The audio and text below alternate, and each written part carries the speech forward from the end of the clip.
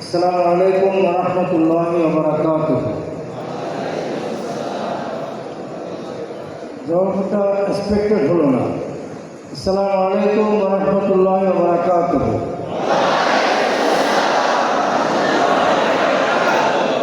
এটা সুন্দর হয়েছে, আলহামদুলিল্লাহ। আসলে সালামটা দেওয়াটা যত জরুরি নয়, তার চেয়ে জবাব দেওয়াটা কিন্তু আরও অনেক বেশি জরুরি।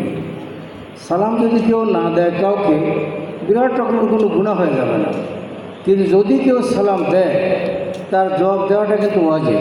ওয়াজিব মানে হচ্ছে ওই কাজটা যেটা স্বয়ং আল্লাহ তাআলা আদেশ করেছে। কোরআন কারীমে আল্লাহ তাআলা বলছেন, যখন তোমাকে কেউ কোনো উপহার দেয়, শুভেচ্ছা পাঠায়, তখন তুমি তার জবাবটা কমপক্ষে বেশি না হলে অতটুকু দাও।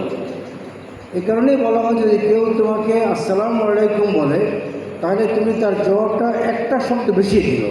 অ্যাটলিস্ট বলো আসসালামু আলাইকুম ওয়া রাহমাতুল্লাহ। যদি কেউ তোমাকে বলে আসসালামু আলাইকুম ওয়া রাহমাতুল্লাহ, তাহলে তুমি আরেকটা শব্দ বাড়িয়ে বলো আসসালামু আলাইকুম ওয়া রাহমাতুল্লাহি ওয়া বারাকাতুহু। এটা হচ্ছে উপহার দেওয়ার একটা শিষ্টাচার। কারণ আল্লাহ তাআলা নিজেও চান যে কেউ তাকে কোনো কিছু বললে আল্লাহ তাকে বাড়িয়ে দেয়। এই কারণেই আমি সালাম সম্পর্কে তোমার কথা বললাম। এখন থেকে প্রত্যেকেই আমরা মনে রাখবো যে সালাম আমাদেরকে কেউ দিনের সাথে সাথে আমরা জবাব দেবো, অ্যাটলিস্ট অতটুকু যতটুকু তিনি বলেছেন, আর সম্ভব হলে কিছুটা বেশি। আলহামদুলিল্লাহ, আজকের আমার জীবনের একটা অত্যন্ত গুরুত্বপূর্ণ একটা দিন।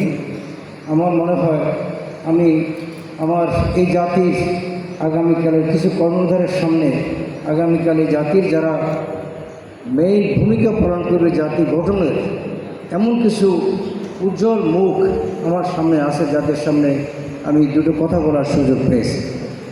আমি প্রথমেই আজকের অনুষ্ঠানের জন্য কোরআনের মালিক রব্বুল আলামিন আল্লাহ তাবারক তাআলার শুকর আদায় করি যে তিনি সুস্থ শরীরে, ভালো অবস্থায়, অত্যন্ত সেই সালামতে আমাদেরকে আজকের অনুষ্ঠানে হাজির হওয়ার তৌফিক দিয়েছেন।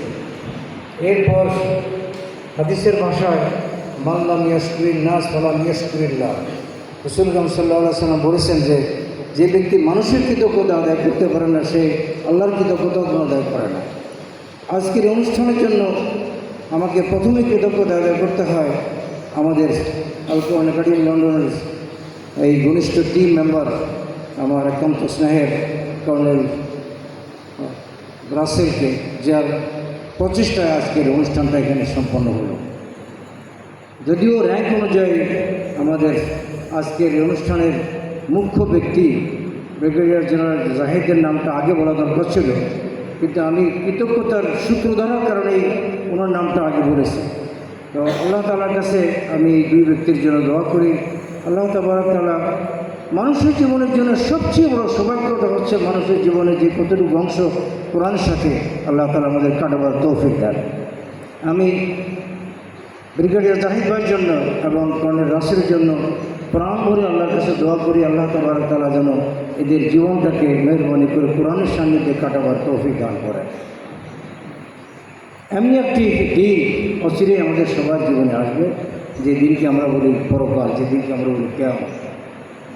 সেই দিনে আল্লাহ তাবারক তাআলা, তোমরা এই কথা বহুবার হয়তো জীবনে শুনেছো, সেই দিনের কঠিন দিনে আল্লাহ তাবারক তাআলা পৃথিবীর প্রথম যে গ্রুপটাকে বিনা হিসাবে, উইদাউট আস্কিং এনি কোশ্চেন, যাদেরকে আল্লাহ তাআলা জান্নাত দান করবেন, তারা হচ্ছে কোরআনের সাথে।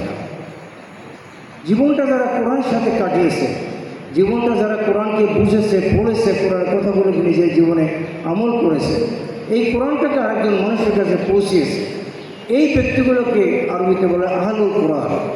আহলুল কোরআন মানে হচ্ছে কোরআনের পরিবার।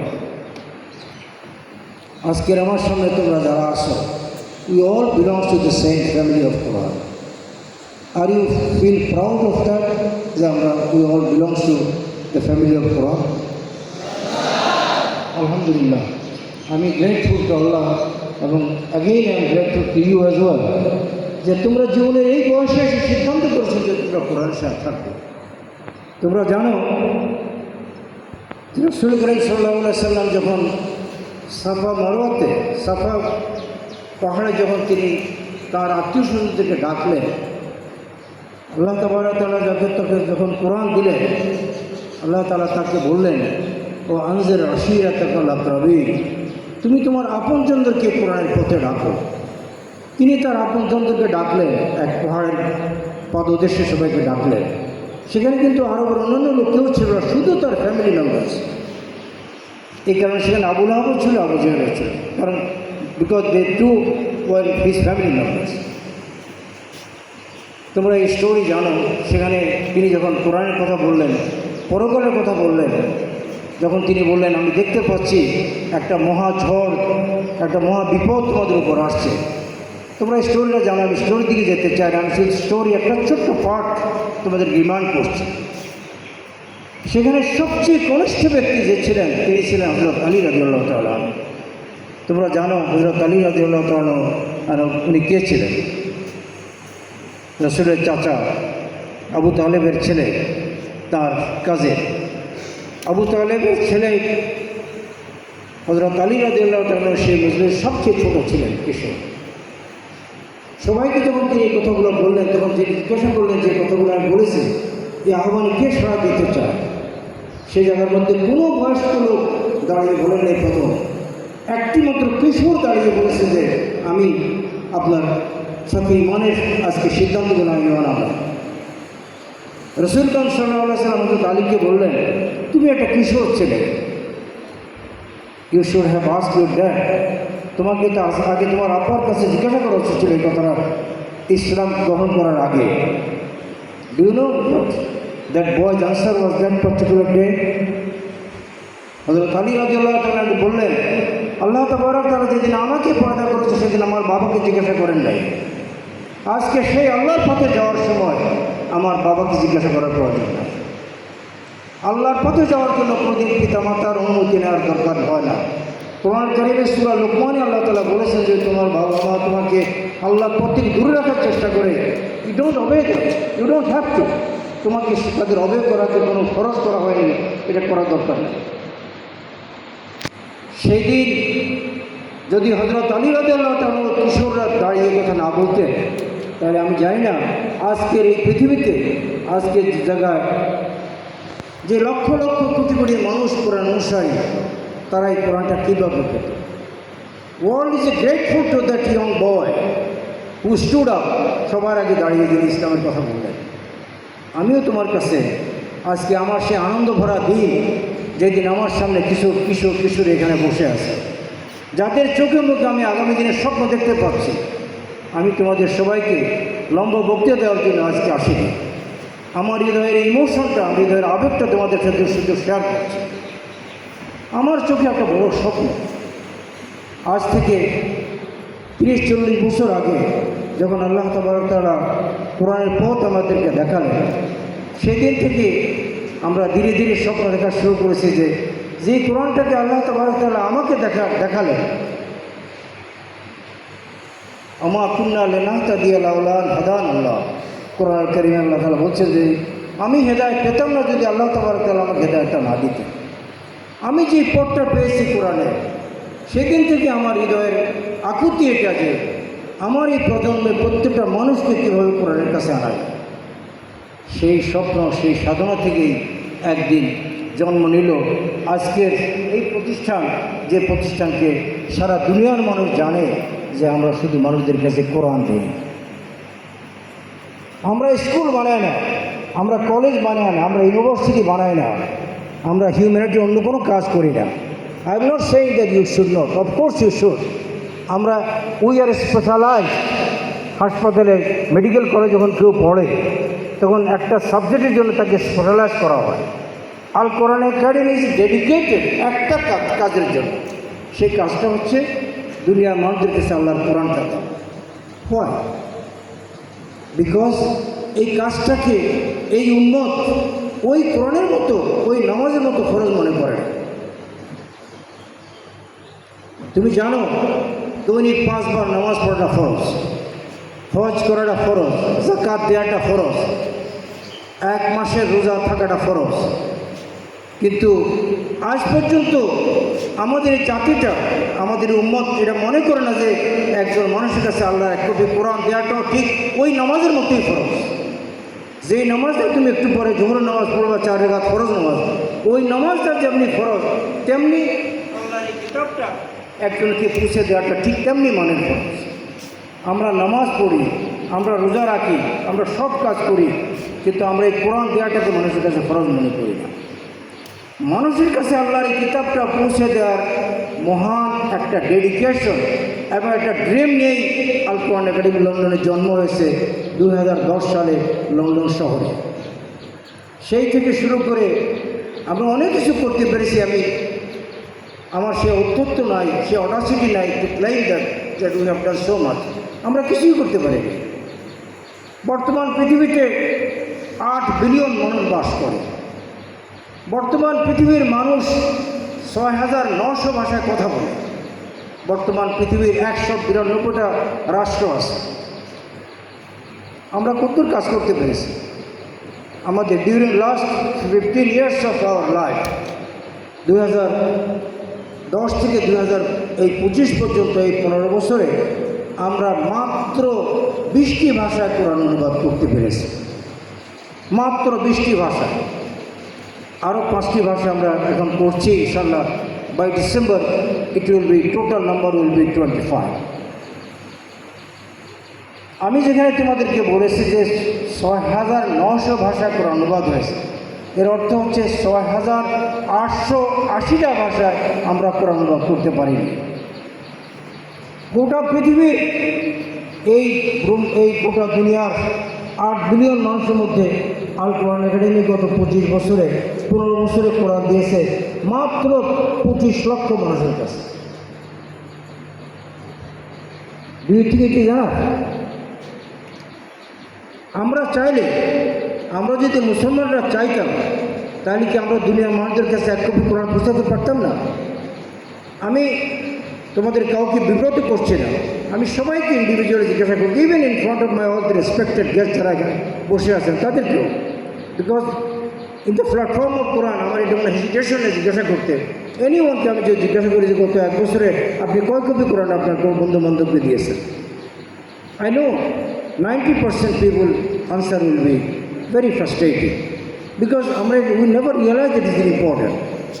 আমি সেই কথাটাই তোমাদের কাছে বলতে এসেছি যে কোরআনটা আমি তোমাদের কাছে আজকে দিয়ে যাচ্ছি, আমি কোরআনের ওয়াজ করার জন্য দাঁড়াইনি। আমি আগেই বলেছি, আমাদের এদেশে গত 50-60 বছর ধরে কোরআনের ওয়াজ আমরা কম শুনি। কোরআন পড়লে সওয়াব হবে, কোরআন আমাদেরকে জান্নাতে নেবে, এই কথাগুলো কম শুনেছি।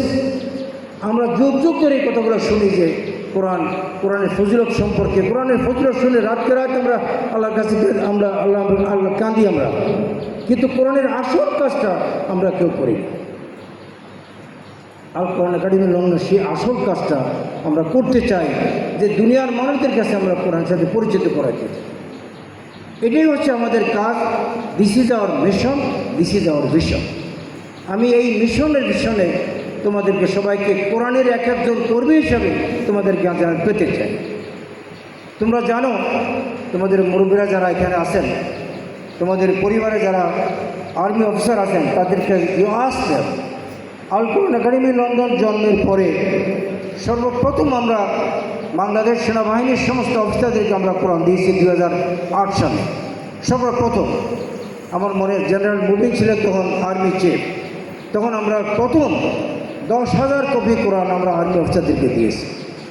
এরপর 10 বছর পরে আমরা মাত্র 2 বছর আগে আমরা বাংলাদেশ সেনাবাহিনীর সমস্ত অফিসারকে 1 কপি কোরআন দিয়েছি। আমরা অ্যাট এ টাইম 40,000 কপি কোরআন বা আর্মি অফিসারদেরকে দিয়েছি। প্রথম দিয়েছি একবার 10,000 কপি 2008-9 সালের দিকে, আর এবার এসে দিলাম, আবার দিলাম আমরা 40,000 কপি। আলহামদুলিল্লাহ, আমার মন বলে যে কেন আমরা আর্মি অফিসারদেরকে চুজ করলাম। এটার কারণ হচ্ছে আমরা গোটা জাতির মানুষদের কাছে কোরআন দেওয়ার সঙ্গতি আমাদের নাই।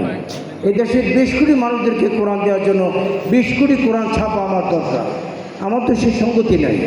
এই জন্যে আমরা প্রথমেই প্রায়োরিটি চুজ করেছি যে আমাদের প্রায়োরিটি কাদেরকে কোরআনটা আগে দেওয়া দরকার। সে জায়গায় আমাদের তালিকা সর্বপ্রথম ছিল তোমাদের এই পরিবারটা। সামরিক বাহিনী অফিসারদেরকে আমরা প্রথম চুজ করলাম দে আর দেওয়ার টপ মোস্ট নাম্বার 1 প্রায়োরিটি যাদেরকে আমরা কোরআনের জন্য চয়েস করলাম। আল্লাহ তাআলা এই কোরআন দিয়ে তাদের নিজেদেরকে এবং তাদের পরিবারগুলোকে আল্লাহ তাআলা কোরআনের পাশে রাখে। এরপর আমাদের বড় রকমের একটা টার্গেট ছিল এই দেশের স্কুল, কলেজ, মাদ্রাসা, বিশ্ববিদ্যালয় পড়ুয়া ছাত্ররা, কারণ এই দেশটার আগামীকালের রাষ্ট্রনায়ক, প্রধানমন্ত্রী, president, MP, parliamentarian, economics, bank manager, আমাদের সেনাবাহিনীর অফিসার, সেনাপ্রধান, এই সব লোকগুলো তো তোমাদের মাঝে বসে আছে। সুতরাং কে জানে যে আমার এখানে যারা আছে তাদের মধ্যে কেউ আজ থেকে 10-20 বছর আমি হয়তো দুনিয়ায় থাকবো না, কিন্তু একদিন হয়তো থাকবো, এর মধ্যে কোনো একটা ছেলে মেয়ে হয়তো জাতির সর্বশ্রেষ্ঠ দায়িত্বে হতে যাবে। সুতরাং সেই দিনের আগে আমরা তার হাতে একটা কপি কোরআন দিতে চাই, যাতে করে সে মনে করে যে এটাই হচ্ছে আমার ঘোষণাপত্র, এটাই হচ্ছে আমার জীবন, এটাই হচ্ছে আমার মিশন। আজকের সমস্ত কাজের উদ্দেশ্য হচ্ছে একটাই। তোমরা জানো কেন আমি তোমাদের হাতে কোরআন দিলাম? এই কোরআনটা যতক্ষণ তুমি তোমার কাছে রাখো কীভাবে, ততক্ষণ তুমি, হাদিসে একটা বিখ্যাত হাদিস এখানে আছে যে কোনো ব্যক্তির কাছে যদি কেউ কোরআন দেয়, তোমাদের হাদিসটা বড় শোনায়। বিখ্যাত মুহাদ্দিস হযরত ইবনে আবি হাতিম সাহাবী মুহাম্মদ ইবনে কাব থেকে বর্ণনা করে বলেন, যে ব্যক্তির কাছে কোরআন পৌঁছেছে সে যেন সচক্ষে রাসূলকে দেখেছে। মুহাদ্দিস আবু খালেদ এই কথার সাথে আরেকটু যোগ করে বলেছেন যে ব্যক্তি হাতে কোরআন দেওয়া হয়েছে সে যেন মনে করে যে স্বয়ং রাসূলের সাথে সে কথা বলেছে। মুহাম্মদ ইবনে জারির মুহাম্মদ ইবনে কাব থেকে বর্ণনা করে বলেন, যার কাছে কোরআন পৌঁছেছে সে যেন এটা মনে করে যে প্রিয় নবী নিজ হাতে তার হাতে কোরআনটা দেয়। তোমাদের কী ফিলিং হয় এই হাদিসটা শোনার পরে? তোমাদের কি মনে হয় যে তোমাদের কাছে এই কোরআনটা আমি দেইনি? এই কোরআন যার কাছে নাজিল হয়েছে স্বয়ং রাসূল সাল্লাল্লাহু আলাইহি ওয়াসাল্লামের কথা অনুযায়ী এই কোরআনটা আমি তোমাদের হাতে দিয়েছি। তোমাদের কি এটা নিজেকে সৌভাগ্যবান মনে হয় না? সৌভাগ্যবান মনে হয় না? তোমরা জানো যে এই কোরআনটা এমন একটা বস্তু, এর সাথে যেটাই লেগেছে সেটাই পৃথিবীর শ্রেষ্ঠত্ব, সেটাই পৃথিবীর শ্রেষ্ঠ হয়েছে। আমি 7টা জিনিস কথা তোমাকে বলেছি, 7টা জিনিস কোরআন সাহেব থাকার কারণে যার মর্যাদা হয়। তুমি 1 নম্বরে আসো। কোরআন যে ভাষা নাজিল হয়েছে সে ভাষাটা কি? আরবি।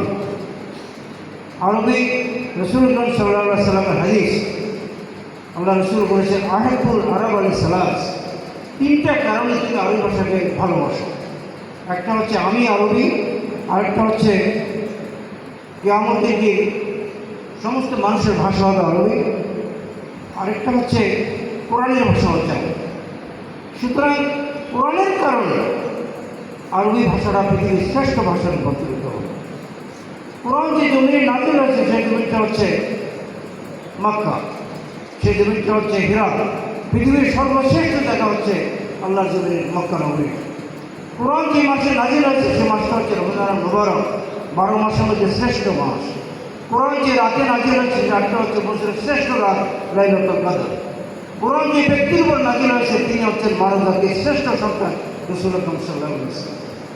কোরআন যে ব্যক্তি, যেই মহান ব্যক্তি দুনিয়াতে নিয়ে আসছেন তিনি হচ্ছেন হযরত জিবরাইল, তিনি হচ্ছেন ফেরেশতাদের সর্দার। এই 7টি সেরা জিনিস শুধু কোরআনের জন্য এই শ্রেষ্ঠত্ব। আমি এই 7টি বস্তুর সেরা 7টি জিনিসের সাথে যারা ছিল, এই 7টি বৈশিষ্ট্যটা যাতে তোমাদের মধ্যেও আসে, 8ম শ্রেষ্ঠ ব্যক্তি হিসাবে আমি চাই যে তোমরা এই কোরআনের সাথে। 8ম বৈশিষ্ট্য হলে তোমরা জানো জান্নাতের দরজা 8টা।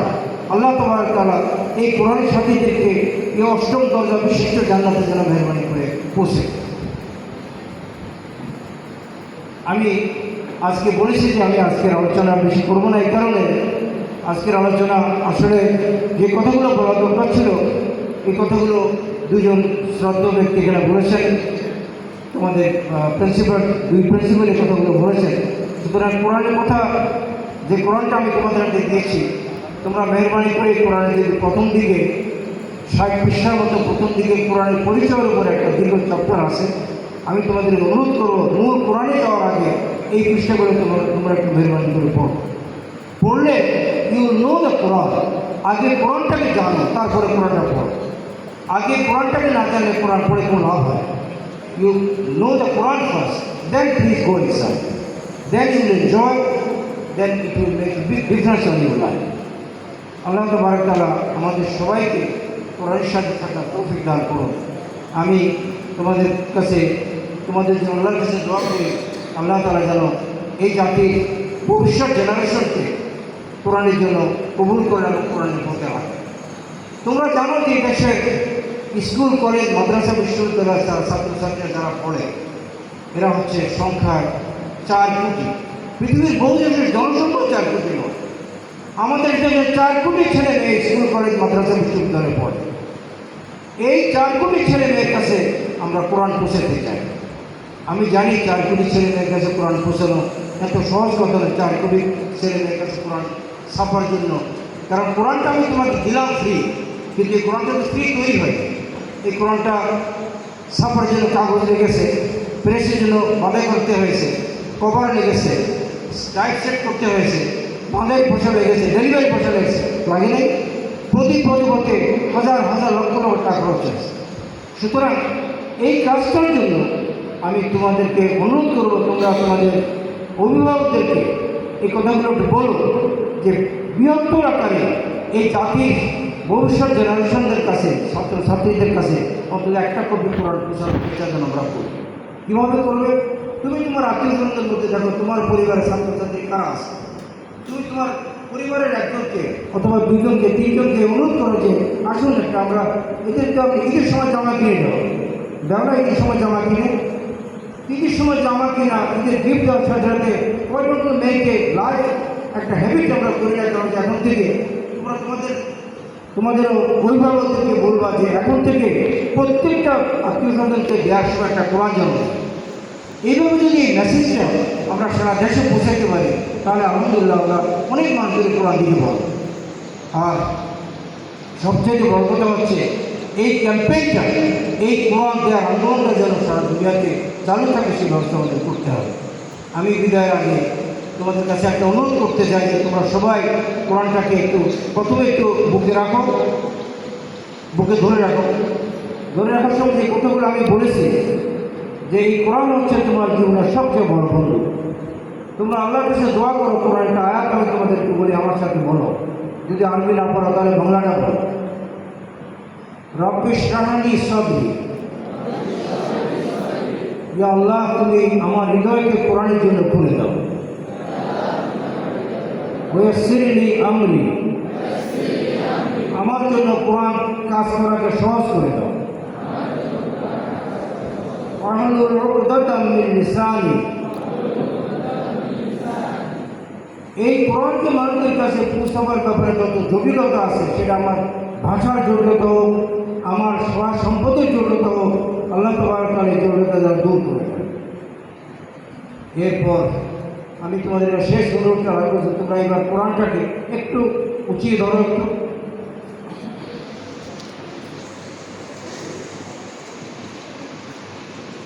এই দৃশ্যটা তোমরা যারা বড় হবে একদিন এই দৃশ্য তোমাদের মনে থাকবে যে একদিন তোমরা এইভাবে একটা কোরআনকে ধরে রাখছে। এই কোরআনটা যেন চিরজীবন উঁচাই থাকে। আল্লাহ তাবারক তাআলা সূরা তাওবাতে বলেছেন কালিমাতুল্লাহি হিয়া উলিয়া, আল্লাহর কালাম সবসময় পড়েই থাকবে। জীবনের সর্বত্র, আমাদের জীবনে, সমাজে, রাষ্ট্রের, সমাজে সর্বত্র যেন এই কোরআনটা যেন আল্লাহ সব কিছুর উপরে রাখে। আর এই মহান কাজে আল্লাহ তাবারক তাআলা যেন তোমাদের সবাইকে কোরআনের একটি পরিবার হিসাবে কবুল করেন। আমি আবারও তোমাদের জন্য এই দোয়া করি। পরিশেষে আবারও আমি এই প্রতিষ্ঠানের যারা দায়িত্বশীল আছেন, যারা এই অনুষ্ঠান আয়োজন করেছেন, যারা এই বাচ্চাদের হাতে কোরআন তুলে দেওয়ার এই কাজটা করেছেন, আল্লাহ তাবারক তাআলা যেন সবাইকে পুরস্কার দান করেন। আমি তোমাদের কাছে দোয়া চাই। আমাদেরও জীবনের একটা পরিণত বয়স আসছে, আমাদের জীবনের এখন আসরের শেষ বেলা, বললে আল্লাহ নজর তখন আমরা চলে যাব। আমি এই শেষ বেলায় যাওয়ার সময় মনটা ভরে যায় যখন আমি আমার এই নতুন প্রজন্মের কাছে হাতে কোরআন দেখি। আল্লাহ তাবারক তাআলা আমাদের আজকের অনুষ্ঠানটাকে কবুল করুন। আল্লাহ তাবারক তাআলা আমাদের নিয়তটাকে কবুল করুন। আমরা যে উদ্দেশ্যে তোমাদের হাতে কোরআন দিয়েছি, আল্লাহ তাবারক তাআলা এই কোরআন যেন আমার এবং তোমার সবার জন্য জাহান্নাম থেকে বাঁচার উশিলা করে এবং জান্নাতের উশিলা করে, এই দোয়াটুকু রেখে আমি তোমাদের কাছে বিদায় দিচ্ছি। আসসালামু আলাইকুম ওয়া রাহমাতুল্লাহি ওয়া বারাকাতুহু।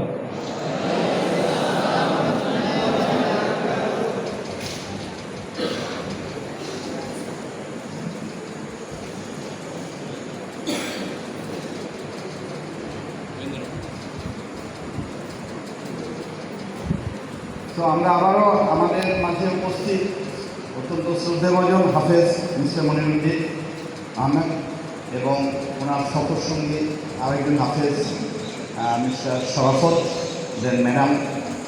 তো সবাইকে আমরা আন্তরিকভাবে মণিকোঠা থেকে অন্তঃস্থল থেকে ধন্যবাদ জ্ঞাপন করছি যে আমাদের ক্যাডেটদের মাঝে উৎসাহ জাগানোর জন্য।